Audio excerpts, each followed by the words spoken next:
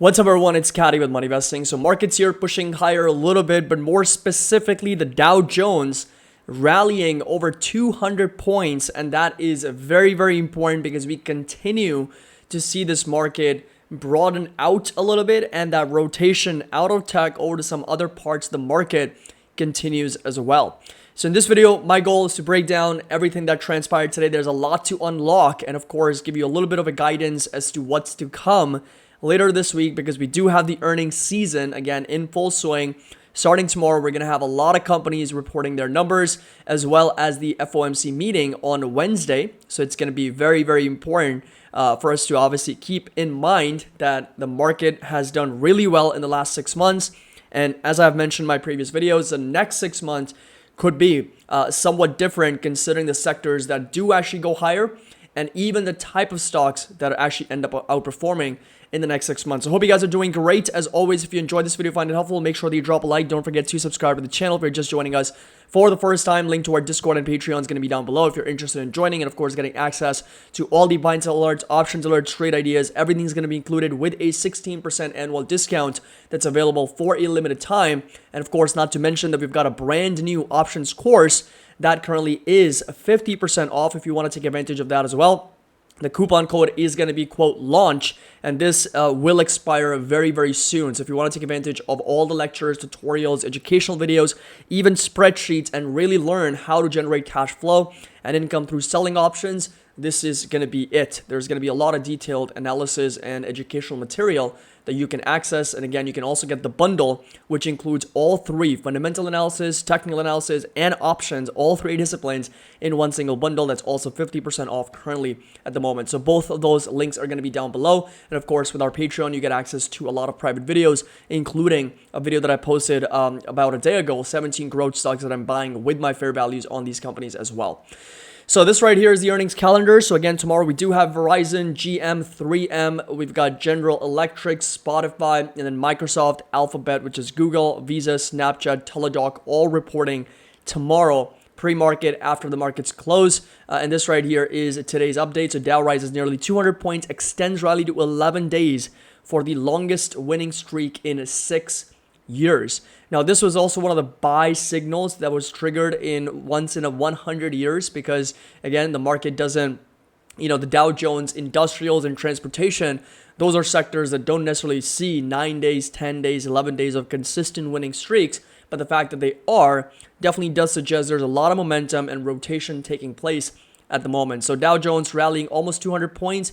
We got the S&P up 0.4%, and the Nasdaq was up 20 basis points. So definitely struggling a little bit. And we did have almost 3,200 stocks pushing higher, with 3,000 here declining on the day. So Dow Jones Industrial Average rose Monday, notching its longest winning streak since February of 2017 to kick off a busy week of key earnings. And the 30-stock Dow gained 183 points, the S&P up 0.4%, the Nasdaq was up 20 basis points, and energy stocks once again led the gains in the S&P 500, with the sector up 1.7% after oil and gas futures touched a 3-month high on Monday. And this is something that I also mentioned. If you come over to the oil prices, I specifically talked about how in the month of July, they are up a little bit over 12% now. When we were talking about it during our live stream, it was up over 9%. So in the month of July, we have seen a pretty substantial and sizable recovery for crude.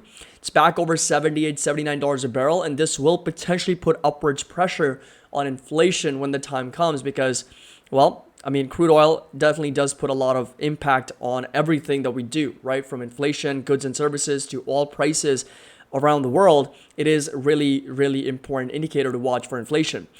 So Steve Eisman from CNBC said, and I quote, "So far, there's no evidence of a recession. So as long as there's no evidence of a recession, I think the market will probably continue to melt up. People are chasing. Still, some market participants expect a major week of earnings, as well as the Federal Reserve's last policy meeting until September could test the recent rally. And the Fed is widely anticipated to raise rates by another quarter percentage point, so 25 basis points, at the conclusion of its meeting on Wednesday. And traders will be listening to the comments by Chairman Jerome Powell to get a sense on the central bank's position on what happens next as it tries to navigate a soft landing for the economy. Dow Jones Industrial scores an 11-day rally less than once a decade, and Dow Jones again extended its rally to 11th straight day on Monday, only the 6th time since 1945 that the benchmark has advanced for 11 or more days, consecutive days. I think the record is 13 days, so 2 more days of green from the Dow Jones, and we will break the record for the Dow Jones of being up 13 consecutive days or more in the last, well, ever, right? Really in the history of the chart. So moving forward, now this is something that's also interesting because I specifically mentioned this in one of my previous market updates. Small cap stocks might be next in line for outperformance. So Dow's recent hot streak is helping to broaden out the market rally, and small caps, Russell 2000, which we talked about, IWM and TNA, could be due for its own bounce according to Canaccord Genuity. And strategist Tony Dyer said in a note to clients that Russell 2000 appears to be bottoming out relative to the S&P 500 and could soon start to gain ground. It is good to see the improvement in the broad market since early June, and given the historic market weighting of the 10 S&P 500 stocks and bottoming in the relative charts, we would favor the Russell 2000 over the S&P for the foreseeable future. And this is exactly what I also mentioned. It's kind of crazy that it's coming out 4 or 5 days later, but I specifically mentioned looking at IWM because of the fact that, you know, it's looking very strong with a very dislocated price earnings multiple, and from a valuation standpoint, it was obviously trading at a much cheaper level compared to the S&P or the Nasdaq. And since then, of course, it's rallied over 7 to 8%, and now we're kind of coming up to that resistance at 198, close to $200, where we have gone rejected not once, not twice, but 3 times now. So beyond that, we'll be watching $208 per share. So those are going to be some levels to pay attention to. Now, looking at the market, so again, you will notice that energy gained a lot of value here. We did have consumer defensives pushed higher. Tesla was a big winner on the day, but Amazon struggling. We did have Intel, Texas Instruments, AMD, Fortinet pulling back, Nvidia slightly higher, Google slightly higher, Meta was slightly down, Microsoft, Apple pretty much flat, but energy, real estate, defensive, and financials were the big leaders on the day. So again, energy leading the day, up over 1.5%, with real estate, cyclicals, financials, materials, and of course utilities, technology, and healthcare struggling a little bit. And over the last 1 week, and if you take a look at over the last 1 month, what has really led this rally? It's only energy, financial, real estate, materials, industrials. That's really what's kind of pushed higher. And the 3 main sectors in the last 1 week, cyclicals, technology, and services, still struggling, still not moving higher. They're still underperforming in the last 1 week and even in the last 1 month.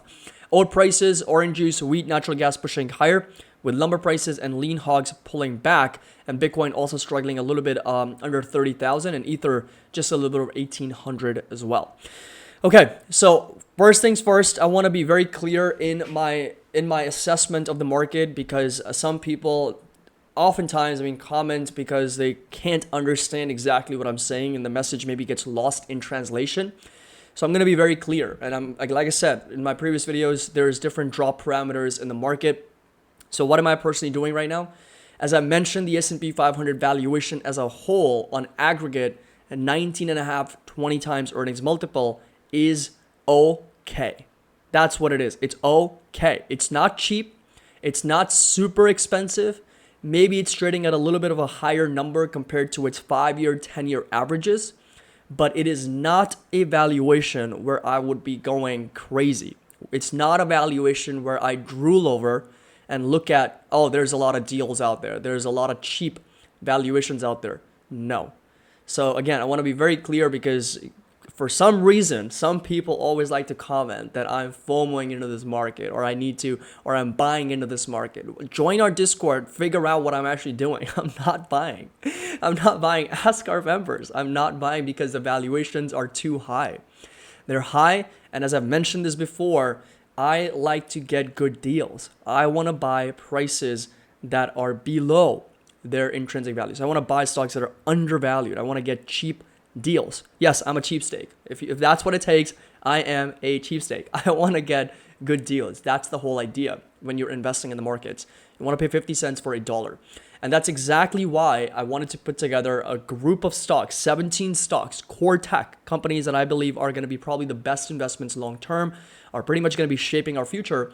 And where would I be buying those companies? So that's exactly what this video covers, is my 17 core tech stocks and my fair values. Okay. It also includes my no-brainer buys. No-brainer buys are levels, are prices for these companies where if they come down to those levels, it would be dirt cheap. It would be like a no-brainer buying at those prices. That's what this covers as well. And of course, I go over the price earnings multiple on this as well. So again, I want to be very clear. Like, I'm not actively buying into this market. There's only a couple things that I'm looking at. Number one, I'm looking at individual stocks that do offer some good deals. One of them is Enphase. Another one is, small caps, sectors that are looking at very good deals, right? So small caps, that's really what I'm focusing on. And number two, the stocks and the companies that I currently do own, I'm looking at, once again, trading options on those so I can hedge my potential downside. So a couple days ago when Tesla was down 10% last week, well, guess what? Even though I was down on my shares, I was up on my calls close to about $7,000-8,000, right? So that definitely did soften the blow. And that's the whole idea, is to hedge well, hedge often, so that you're not overexposed to those potential downside moves, and you're able to take advantage of when the stock price goes down, up, sideways, wherever it is, we are prepared. And that's the whole idea. But valuation is going to be always the bedrock of our analysis. We always need to find good value. We always need to find good deals. And we're not going to blindly just start pumping money into the market just because an indicator suggests that there's a buy signal triggered. That's why the message gets lost in translation. When I'm analyzing a report, doesn't necessarily mean that that report came from me, right? So in that video, when I'm talking about the buy signal that was triggered, I'm not saying the buy signal was triggered and it's time to FOMO into the market and start buying, right? So that is the message that gets lost in translation. I'm just breaking down a report from LPR research. That doesn't mean that my views are aligned with theirs. My views are completely different. They're my own. And I've mentioned the valuations are okay. They're not cheap. They're not something that I'm drooling over. I'm not buying into this market. Instead, I'm holding on to what I have. And even more so, I'm looking at repositioning a little bit more towards defensively, considering the second half of this year, as I do expect what's worked in the first half may not be something that works in the second half of this year. So that's something to keep in mind, which is, again, a very important message. Just be smart out there. Obviously, don't overexpose yourself. Don't take on too much leverage. Just be careful. Obviously, tech's rallied a lot. There's no point in, at least in my opinion, to be buying into tech now, once we have already rallied so much. I think there's opportunities elsewhere.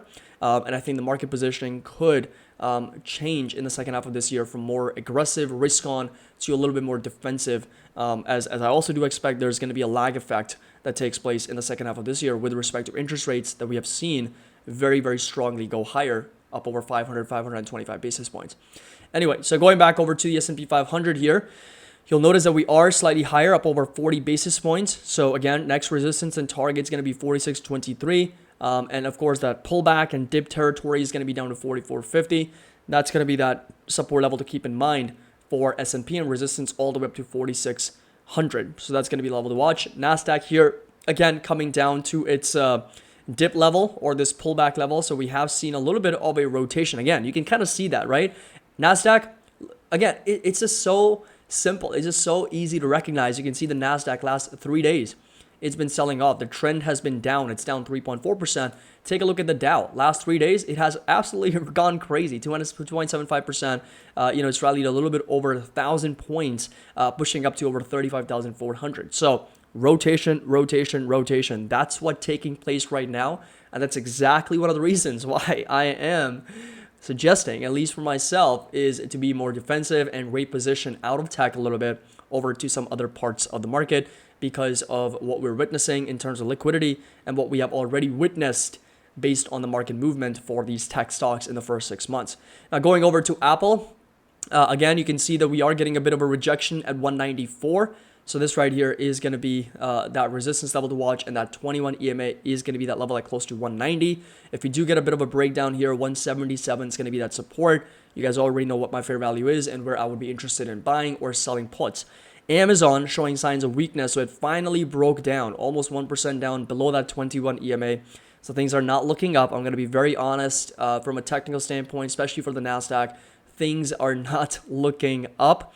And if we do see that continued acceleration of the downside, I wouldn't be surprised for Amazon to be in the low 100s, and that's going to be some of those moving averages to also pay attention to. And we do have that negative divergence also brewing pretty aggressively for Amazon. So you can see this lower high, and you can also see this higher high for Amazon as well.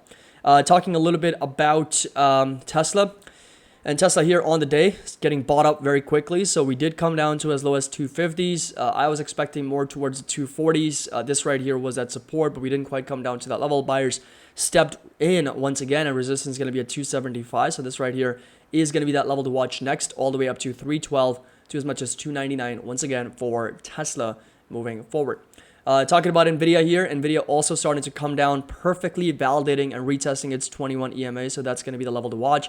If you do break down below this level, well, unfortunately, you wouldn't be surprised to see it down in the low 400s or even down to as low as 370s for NVIDIA. So right now, we're already in a bit of a correction here for NVIDIA. It does move very, very aggressively, so it is a volatile stock. But if you do break down below that 21 EMA, that would be the first breakdown in a very long time since December of last year. That would be the first breakdown below that 21 EMA since December of last year. Talking about advanced micro devices, and AMD continues to be very modest here. So like not really going higher or lower, just consolidating sideways. Support level stays put at close to $106, $107. So this right here is going to be that level to watch with a resistance all the way up to 130 for AMD. So that right there is going to be that resistance. Support level stays put at close to about $106. And if we do get a breakdown below this, then I would be very much interested in selling some puts, and low 80s are going to be some levels to watch for AMD. PayPal here continues to see some upwards momentum, so a little bit of an outperformance there. And again, resistance going to be over here. That's the higher high and higher low pattern within which PayPal has been trading at. So this right here is going to be that level, that uptrend to watch for PayPal. And of course, we got a resistance here close to $74, $75, all the way up to that 300 SMA at $78 for PayPal as well. Talking about Square. And Square here also pushing higher on the day, up over 1.3%. So again, we've talked about this again a little bit more on the overbought side. Resistance and target next is going to be at $83, $89 per share. Of course, support level stays put roughly at around $70 per share, kind of in line with a lot of these moving averages as well for this company. Talking about Meta Platforms, and Meta on the day was down another 90 basis points. So unfortunately, it continues to break down below those moving averages. So I think it's got a little bit more potential downside here, considering that we are seeing a bit of a technical breakdown. MACD's coming down, RSI's coming down. So I wouldn't be surprised for Meta to retest maybe the 250s once again, kind of in line with this previous support, considering that we are starting to see a little bit of a breakdown for this company. Talking about Netflix here, Netflix also validating that support at close to 412. So this right here is going to be that level to watch for Netflix, and resistance is going to stay put at 458. So lots of consolidation sideways for the company right now. So we already talked about valuations a little too high for me personally, so I wouldn't necessarily be interested in Netflix, but we have talked about it in this sort of video. We've talked about Netflix as well and what my fair value and my no-brainer level, no-brainer buy target is going to be for Netflix. Google here, resistance is going to stay put at 122. Support level is going to be at around 115. What we are seeing is a lot of consolidation now. It's just trading sideways in that range with a resistance all the way up to 127. And of course, a support down to as low as 115 for the company. Microsoft coming down a little bit. They both report earnings tomorrow after the bell, so Microsoft and Google. And again, resistance is going to be at close to 351. Support level is going to stay put at 322 for this company. And then finally, we got Enphase and Shopify. Enphase is really consolidating sideways. Again, it's the range within which it's been trading at between like 188 and 151. And then finally, we got Shopify just really consolidating sideways. This is going to be a bit of a support at that 21 EMA at $65, all the way down to as low as $54 per share, and a resistance all the way up to $75 per share for Shopify. So I hope you guys enjoyed this video and a complete update on the market. Again, this week, Wednesday, we've got the actual FOMC meeting. We've got a lot of earnings also coming out, so we got to be ready. But hopefully you got a little bit of an insight as to what I'm planning to do, what my assessment is of the market. Let me know in the comment section below what do you think. As always, make sure you drop a like, subscribe to the channel if you're just joining us for the first time. 16% annual discount on the Patreon and the Discord, and of course option scores, that's 50% off right now. Coupon code LAUNCH, link is going to be down below. As always, happy investing, and I'll see you all in the next video.